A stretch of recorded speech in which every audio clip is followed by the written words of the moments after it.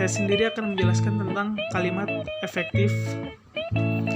Kalimat efektif ialah kalimat yang memiliki kemampuan untuk menimbulkan kembali gagasan-gagasan pada pikiran pendengar atau pembaca, seperti apa yang ada dalam pikiran pembicara atau seorang penulis. Kalimat ini sangat mengutamakan keefektifan informasi itu sehingga kejelasan kalimat itu dapat terjamin. Di sini ada beberapa ahli yang mengemukakan tentang kalimat efektif. Yang pertama itu menurut Nasution, Rohmadi, dan Wahyudi, yang berpendapat tentang kalimat efektif dipahami sebagai kalimat yang dapat menyampaikan informasi dan informasi tersebut mudah dipahami oleh pembaca. Kemudian, menurut Abdul Razak, kalimat efektif adalah kalimat yang mampu membuat isi atau maksud yang disampaikan dengan lengkap dalam pikiran pembaca persis seperti apa yang disampaikan. Yang ketiga yaitu, kalimat efektif adalah kalimat yang bukan hanya memenuhi syarat-syarat komunikatif, gramatikal, dan sintaksis saja, tapi juga harus hidup, segar, mudah dipahami, serta sanggup menimbulkan daya khayal pada diri pembaca. Itu menurut Rahayu pada tahun 2007.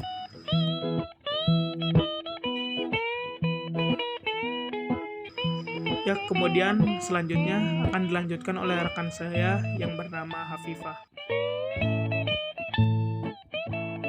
Kalimat efektif memiliki dua fungsi. Pertama, secara tepat dapat mewakili gagasan atau perasaan pembicara atau penulis. Kedua, sanggup menimbulkan gagasan yang sama tepatnya dalam pikiran pendengar atau pembaca, seperti yang dipikirkan pembicara atau penulis. Syarat-syarat kalimat efektif. Kalimat efektif adalah kalimat yang memenuhi syarat-syarat sebagai berikut. Yang pertama, sesuai PUEBI atau EYD. Jadi, sebuah kalimat efektif haruslah menggunakan ejaan maupun tanda baca yang tepat. Kata baku pun mesti menjadi perhatian agar tidak sampai kata yang ditulis ternyata tidak tepat ejaannya. Contohnya, seorang dokter harus pandai menganalisis pasien. Yang kedua, sistematis, yaitu sebuah kalimat paling sederhana adalah yang memiliki susunan subjek dan predikat, kemudian ditambah dengan objek, pelengkap, hingga keterangan. Contohnya, rapat itu membahas cara memajukan pariwisata daerah. Yang ketiga, tidak boros dan bertele-tele, yaitu tidak membuat kalimat yang terlalu banyak menghambur-hamburkan kata dan terkesan bertele-tele. Memastikan susunan kalimat yang dirumuskan pasti dan ringkas, agar orang yang membacanya mudah menangkap gagasan yang dituangkan. Contohnya, karena kecurangan wasit, para penonton kecewa dengan acara yang disajikan. Dan yang terakhir, yaitu tidak ambigu. Dengan susunan kata yang ringkas, sistematis, dan sesuai kaidah kebahasaan, pembaca tidak akan kesulitan mengartikan ide dari kalimat sehingga tidak ada kesan ambigu. Contohnya, mereka mengumpulkan tugas itu kepada dosennya. Ciri-ciri dari kalimat efektif yaitu: pertama, kesepadanan. Suatu kalimat efektif harus memenuhi unsur gramatikal, yaitu subjek, predikat, objek, dan keterangan. Contoh, Tamara pergi ke sekolah, kemudian ke rumah temannya untuk belajar. Kedua, kecermatan dalam pemilihan dan penggunaan kata. Contoh, mahasiswi yang kuliah di perguruan tinggi yang terkenal itu mendapatkan hadiah. Ketiga, kehematan. Maksudnya adalah hemat dalam mempergunakan kata, frasa, atau bentuk lain yang dianggap tidak perlu, tetapi tidak menyalahi kaidah bahasa. Contoh, karena tidak diajak, dia tidak ikut belajar bersama di rumahku. Keempat, kelogisan. Kelogisan berperan penting untuk menghindari kesan ambigu pada kalimat. Kalimat yang mudah dan masuk akal pembaca dapat dengan mudah pula mengerti maksud kalimat tersebut. Contoh, untuk menghemat waktu, kami teruskan acara ini. Kelima, kesatuan dan kepaduan. Contohnya, kita harus mengembalikan kepribadian orang-orang kota yang sudah meninggalkan rasa kemanusiaan. Dan keenam, ketegasan makna. Contohnya, sapulah lantai rumahmu agar bersih. Materi selanjutnya akan disampaikan oleh rekan saya Muhammad bin Syahril. Lanjut ke pola kesalahan dalam kalimat efektif. Ada 5. Yang pertama adalah penggunaan dua kata yang sama, artinya dalam sebuah kalimat. Yang kedua, penggunaan kata berlebihan yang mengganggu struktur kalimat. Yang ketiga, penggunaan imbuhan yang kacau. Dan yang keempat, kalimat tak selesai.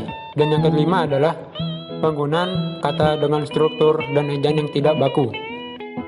Contoh kesalahan dalam kalimat efektif. 1. Pada penggunaan kata yang sama, sejak dari usia 8 tahun Fatah telah ditinggalkan ayahnya. Pada kalimat di atas menggunakan dua kata yang artinya sama, yaitu sama dan dari. Kita bisa menggunakan salah satu dari dua kata tersebut. Yang kedua, penggunaan kata berlebihan. Menurut berita yang saya dengar mengabarkan bahwa kurikulum akan segera diubah.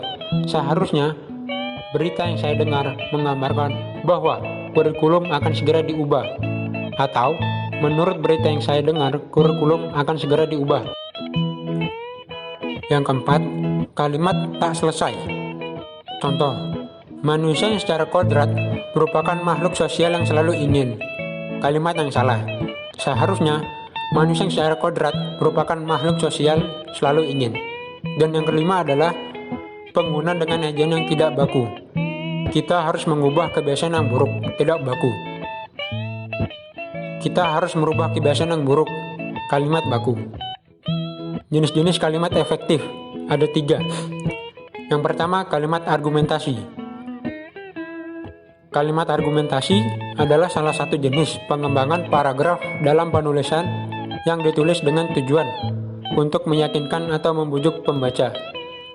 Dalam penulisan argumentasi, isi dapat berupa penjelasan, pembuktian, alasan, maupun ulasan objektif, di mana disertakan contoh, analogi, dan sebab akibat. Contoh dari kalimat argumentasi, besok saya tidak bisa mengikuti acara ini karena akan pergi ke Yogyakarta. Yang kedua, kalimat dalam penyampaian ide atau gagasan. Contohnya, menurutku acara kemah akan lebih seru jika diakhiri dengan pesta api unggun.